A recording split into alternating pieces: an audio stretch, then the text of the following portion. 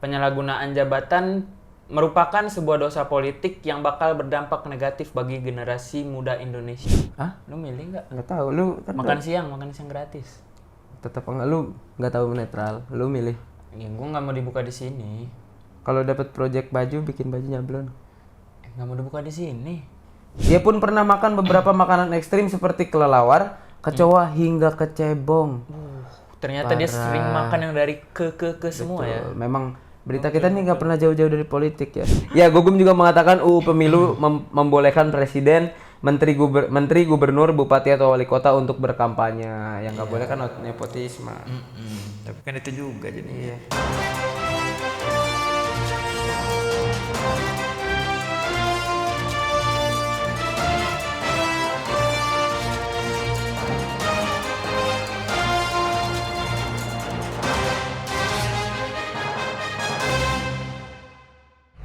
Selamat datang di Otak Kosong, di mana kita akan membacakan berita-berita terkini yang berbau isu politik, tentunya secara subjektif dan sangat tidak serius.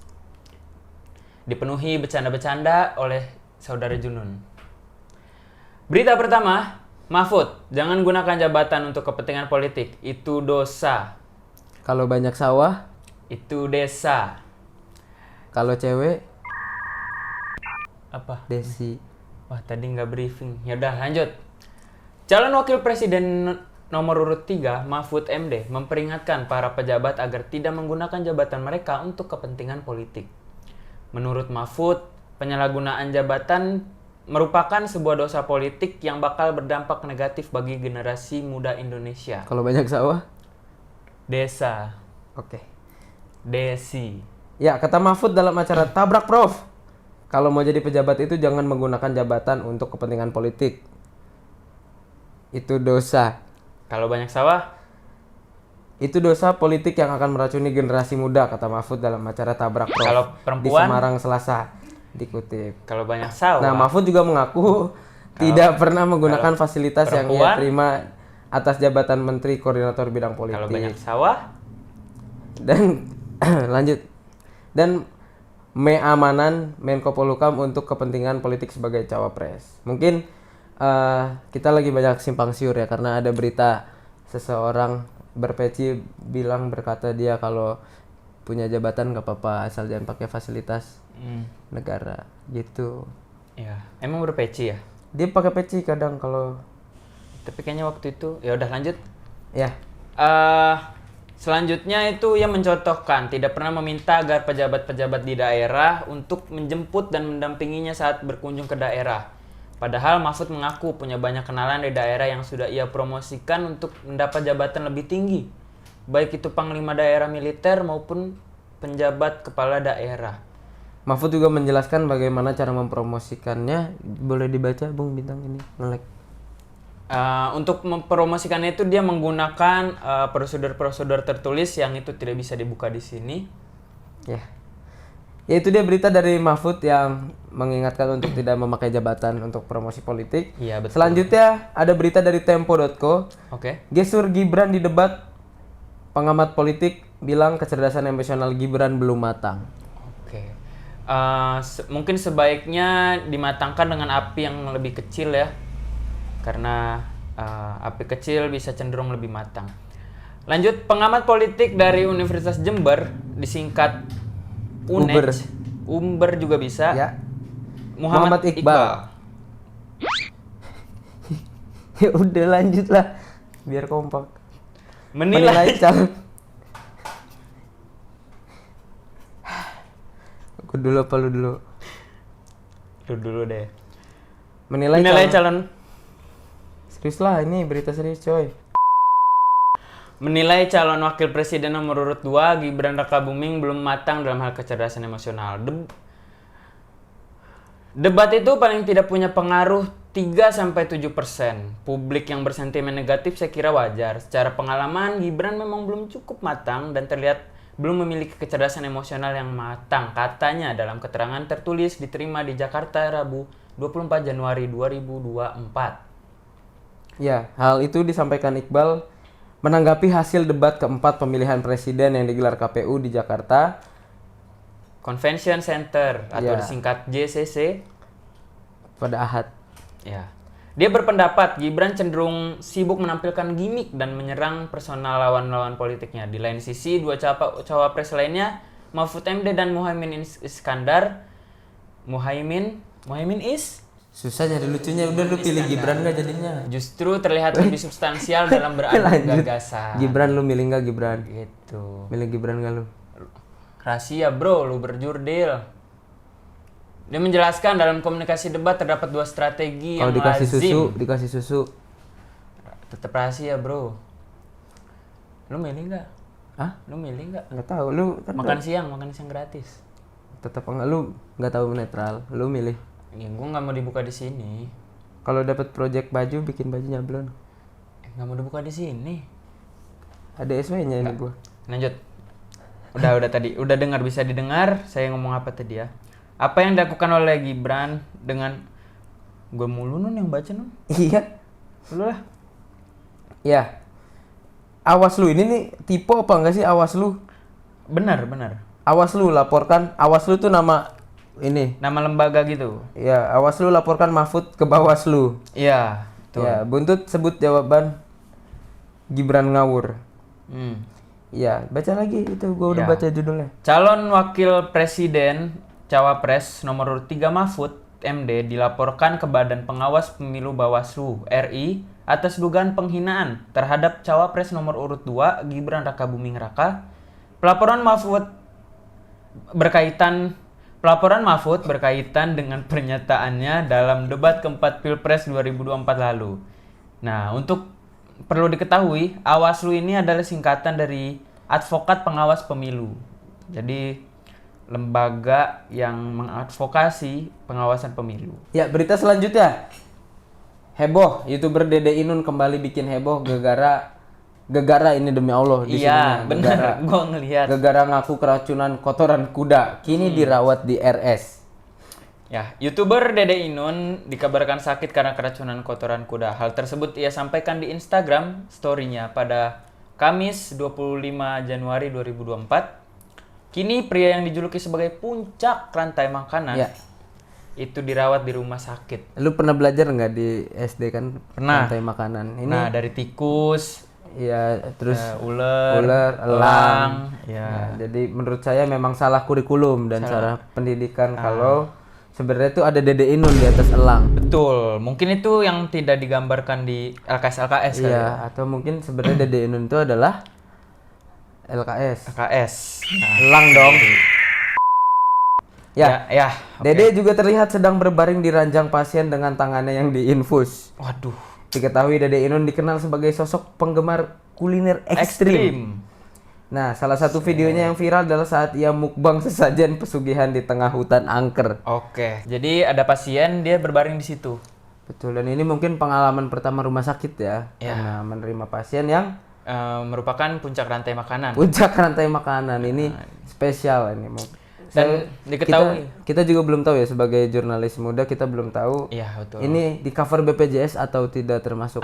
Karena ini menurut persyaratannya kayaknya sudah tidak masuk ya. Betul. Memang apa saja syarat yang di cover BPJS? Manusia pertama. Nah, diketahui Dede Inun dikenal sebagai sosok penggemar kuliner ekstrim. Iya. Seperti Tadi itu kotoran kuda. Oke. Terus Kalau bungee jumping bungee jumping nggak masuk kuliner itu apa tuh? sehari-hari aja. Oh, sehari-hari aja. Normal. Ayo udah, maaf ya. Lanjut. Salah satu videonya yang viral adalah saat ia mukbang sesajen pesugihan di tengah hutan angker. Oh, angker punya Iya. hutan ya. Dia pun pernah makan beberapa makanan ekstrim seperti kelelawar, kecoa hingga kecebong. Ternyata dia sering makan yang dari ke semua ya. Memang berita kita nih nggak pernah jauh-jauh dari politik ya. Dede Inun aja pernah makan cebong. Gokil. Pantes ya di Twitter udah nggak ada tuh cebong. Cebong kam. Ya, hingga kini Dede Inun telah memiliki 4,7 subscriber, 4,7 juta subscriber Apa hubungannya ini sama beritanya? dan 500.000 lebih pengikut di Instagram. Berarti banyak yang mau nonton seseorang makan Tai kuda. tai kuda begitu. Mungkin ini jadi referensi kita untuk bikin konten makan itu daripada bikin kayak gini. Susah kan? Susah. Susah. Betul. Mending kita nanti nextnya gitu aja ya, makan Betul. makanan ekstrim. Lanjut Kita berita kedua. berita kedua. Gugatan pasal presiden bisa kampanye MK bakal minta keterangan Jokowi. Ini melihatkan bahwa MK ini tegas di akhir-akhir. Nah, di akhir-akhir Ya. dan setelah diganti. Itu meminta keterangan Jokowi. Mungkin dia gimana minta keterangannya? Nah, kita baca dari CNN Indonesia. Iya, MK mengambil Presiden Jokowi untuk memberikan keterangan. memanggil, bukan mengambil. Iya. Memanggil. Ya nggak mungkin lah diambil kan. Iya. Kan masih mau berkuasa.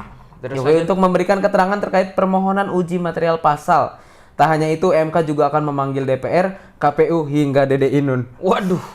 Ternyata Dede Inun dipanggil. Sepertinya ini Karena makan cebong tadi. karena makan cebong dan Kok bisa nggak makan kampret juga kan? Maksudnya, tak hanya itu, MK juga akan memanggil DPR, KPU hingga Bawaslu. Pasal yang dimaksud adalah pasal 299 ayat 1 Undang-Undang Nomor 7 Tahun 2017 tentang pemilu yang menyatakan presiden dan wakil presiden berhak melakukan kampanye.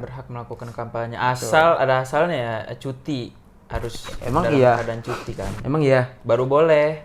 Iya, betul. Kalau nggak cuti nggak boleh berarti ya? Ya, betul. Berarti kemarin dia nggak salah itu. Anjir, ini kok di gua banyak iklan ya. Ya, berdasarkan laman resminya, MK akan menggelar sidang dengan acara mendengarkan keterangan DPR, Presiden, KPU, dan Bawaslu pada 6 Februari 2024 mendatang. Sidang itu akan digelar di ruang sidang pleno MK jam 10.30. Kenapa ngambil jamnya 10.30?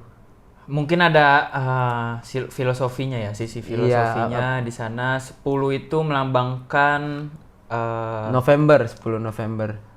ya 10 November. Betul. Enggak, itu biar mepet isoma aja sih sebenarnya. Mungkin ya. Tanggal 10, 6. 30 Tanggal 6 bulan 2 2024. Paragraf berapa itu tadi? Ya. Berdasarkan hasil rapat permusyawaratan hakim atau disingkat RPH, perkara 166 dinilai butuh untuk diperiksa dalam sidang pleno. Kenapa baru ini yang diperiksa kemarin? Menurut Gugum, pejabat tidak boleh mengedepankan kepentingan keluarga dan kroni di atas kepentingan masyarakat, Gugum. bangsa, dan negara. Kemarin kemana aja? Aduh, kenapa baru sekarang? Ketika presiden, menteri, gubernur, bupati, wali kota, camat, lurah, dan juga Groot Iya. Menurut diperbolehkan kampanye caleg merupakan anggota keluarga. Maka menurut kenapa jadi patah-patah? Ya, Gugum juga mengatakan UU Pemilu membolehkan presiden, menteri, gubernur, bupati atau wali kota untuk berkampanye. Yang nggak boleh kan nepotisme. tapi kan itu juga jadi. Terlebih, kata dia, pesan tersebut disampaikan di samping Menteri Pertahanan Prabowo Subianto yang juga salah satu kandidat dalam pemilu 2024. Gak mungkin disengaja itu. Itu Nggak kan mungkin. namanya orang kerja kan nggak bisa. Betul, apalagi itu kan di lapangan Iya, militer kalau nggak salah katanya lapangan kan. militer. Nggak mungkin lah Prabowo lagi pilpres. Tiba-tiba dengan tidak sengaja kan? Iya, nggak mungkin kita mikir gitu. Nggak mungkin. Walaupun diatur kali sebenarnya. Kan. Terus juga Jokowi sebelumnya menyatakan seorang presiden boleh memihak. Ini udah tadi dijelaskan. Jokowi mengatakan bahwa presiden bukan hanya pejabat publik. Dia menyebut presiden juga berstatus sebagai pejabat politik. Dan kata Gugum juga, jadi alasan permintaan petitum demikian adalah untuk mencegah jangan sampai presiden, menteri, gubernur, bahkan wali kota dan pejabat lain melakukan nepotisme dalam kampanye. Iya. Waduh, Gugum, kamu Gum. telat ya bilangnya ya. Maksudnya kan dari awal kan enak. Untung bunyinya nggak diganti bubble. Iya, mati HP saya. Ya udah nggak apa-apa, di HP saya aja.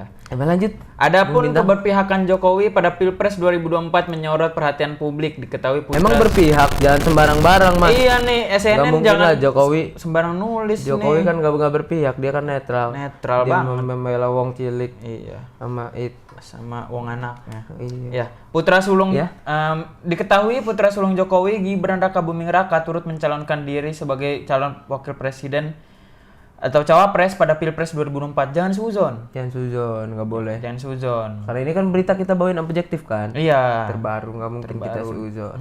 Selanjutnya, Gibran menjadi cawapres yang mendampingi Prabowo Subianto. Sementara itu Prabowo saat ini masih menjabat Menteri Pertahanan di Kabinet Jokowi. oh menteri Prabowo tuh. Oh, jadi yang satu anaknya. Nah, berita selanjutnya Bin. Oke. Hot news biar kita Hot sampai news nih, berita terakhir ya. Kita harus dari kita. harus excited nih.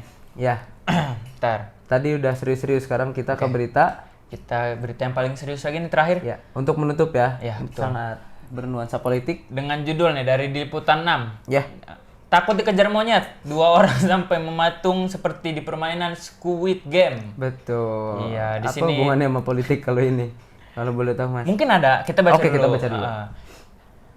Sebuah video kocak baru-baru ini viral di media sosial TikTok. Video yang diunggah oleh akun Bukaniz05 pada Sabtu. Serius, Bukaniz. Apa nih? Bukan ini. Bukaniz. Gimana bacanya nih? Pas spasinya di mana nih? Pada Sabtu 16 Desember 2023 itu Harus ada anis-anis ya. harus nih Ini makanya. udah berita paling aman, ada monyet kejar orang doang ada. Iya, tetap aja ada politiknya ya. Emang tahun politik ya.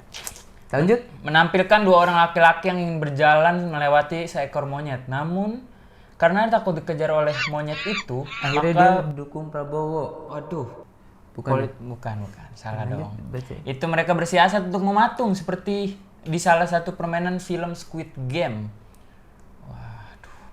Tuh.